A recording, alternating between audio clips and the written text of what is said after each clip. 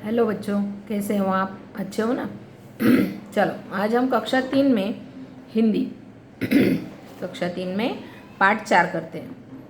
अब पाठ 4 तो हमने कर लिया है, तो हम आज क्या करेंगे? तो हम उसमें आज प्रश्नोत्तर करेंगे। क्या करेंगे? प्रश्नोत्तर। देखिए, राजकुमार किसके साथ वशिष्ठ आश्रम गए? तो किसके साथ गए थे? राजकुमार मंत्री सुमंत के साथ वशिष्ठ आश्रम गए। आश्रम से लौटते समय महाराज राजकुमारों को किस वेश में देखना चाहते थे? तो आश्रम से लौटते समय महाराज राजकुमारों को राजसी वेश में देखना चाहते थे। अब देखिए, अब हम करेंगे बड़े प्रश्नोत्तर। महाराज दशरथ को राजकुमारों की शिक्षा दीक्षा का ध्यान कैसे आया? एक दिन बालकों को वाटिका में धनुराभ्यास करते देख महाराज को राजकुमारों की शिक्षा और दीक्षा का ध्यान आया। राजा दशरथ के कितने पुत्र थे? कौन कौन से?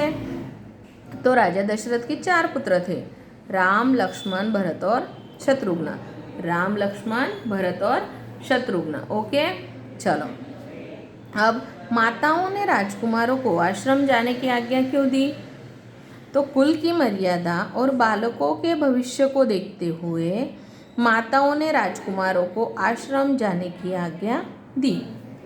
चारों भाइयों ने किस प्रकार शिक्षा दीक्षा ग्रहण की? तो चारों भाइयों ने वैदिक, नैतिक, आध्यात्मिक एवं राजधर्म, सेवक धर्म आदि की शिक्षा प्राप्त की। आपको वापस बोलिए, चारों भाइयों ने वैदिक, नैतिक, आध्यात्मिक, मेरे पीछे पीछे बोलिए आप, क्योंकि ये कठिन शब्द है, जोड़ाक्षर है, तो आपके उसके उच्चारण स्पष्ट होने चाहिए। और हिंदी पढ़ते समय बहुत बातें ध्यान से पढ़नी है और समझनी भी है। तो वैदिक, नैतिक, आध्यात्मिक एवं राजधर्म, सेवक धर्म आदि की शिक्षा प्राप्त की। अब कुलगुरु वशिष्ठ ने राजा के पास क्या संदेश भिजवाया? कुलगुरु ने क्या कहा संदेश में? तो गुरु वशिष्ठ ने राजा के पास संदेश भिजवाया कि आपके चारों पुत्रों की शिक्षा पूर्ण हो चुकी है, आप उन्हें ले जाए, मतलब आप उन्हें ले जाए तो आप उन्हें ले जा सकते हो, आप उनकी शिक्षा पूर्ण हो गई है। कुलगुरु वशिष्ठ ने राजकुमारों को बुलाकर क्या कहा?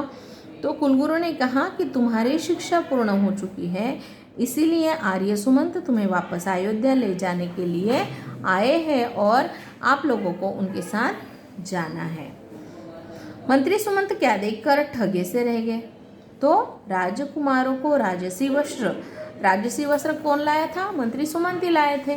तो राजा दशरथ ने कहा था कि मैं मेरे पुत्रों को जब यहाँ पर वापस आएंगे शिक्षा लेकर, तो कौन से वस्त्र में देखना चाहता हूँ? तो राजसी वस्त्र में, मतलब गहने, अच्छे कपड़े पहने हुए, और एक साधारण बच्चों के रूप में नहीं देखना चाहता हूँ, एक राजा के रूप में उनको देखना चाहता हूँ। तो उन्होंने राजसी वस्त्र भिजवाए थे। तो राजकुमारों को राजसी वस्त्रों में तो उनका तेज एवं कांति से 10 दिशाएं प्रकाशमान हुई थी, मतलब चारों ओर जैसे प्रकाश फैल गया था, इतनी उनकी तेज, उनका और कांति, मतलब इतने वो सुंदर दिख रहे थे। और यह सब देखकर और उनकी यह अनोखी छटा देखकर मंत्री सुमंत ठगे से रह गए थे। कुलगुरु वशिष्ठ ने राजकुमारों के सिर पर हाथ फेरते हुए क्या कहा? तो कुलगुरु ने क्या कहा राजकुमारों को? तो जाओ वत्स, ज्ञान का जो प्रकाश मेरे माध्यम से तुम्हें प्राप्त हुआ है, उससे दुनिया के अंधकार को दूर करो। ओके, तो चारों भाइयों ने माताओं से जाने की अनुमति मांगी। तो माताओं की क्या प्रतिक्रिया हुई? तो माताओं को कैसे लगा था? हर माता की इच्छा होती है अपने बच्चों के साथ रहने की। तो उन माताओं को क्या लगा कि पुत्रों के विछोह की बात सुनते ही तीनों माताएं उदास हो गईं और उन्हें लगा मानो महाराज ने पुत्रों को आश्रम भेजने की बात कहकर उनके कलेजे से दिल ही निकाल लिया, और दिल निकालने की आज्ञा दे दी और हमारा दिल निकल जाएगा, ऐसे उन्होंने सोचा, और यह उनकी प्रतिक्रिया थी।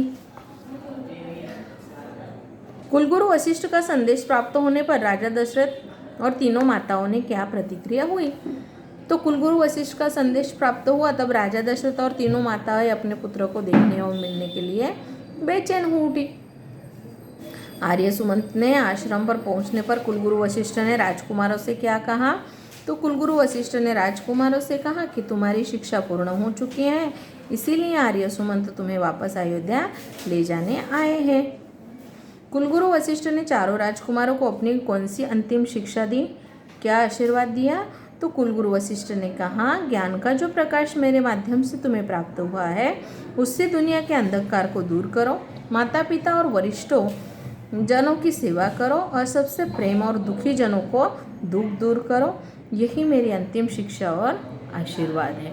ओके बच्चों, तो इतना आप याद कर लेना। बाय बच्चों।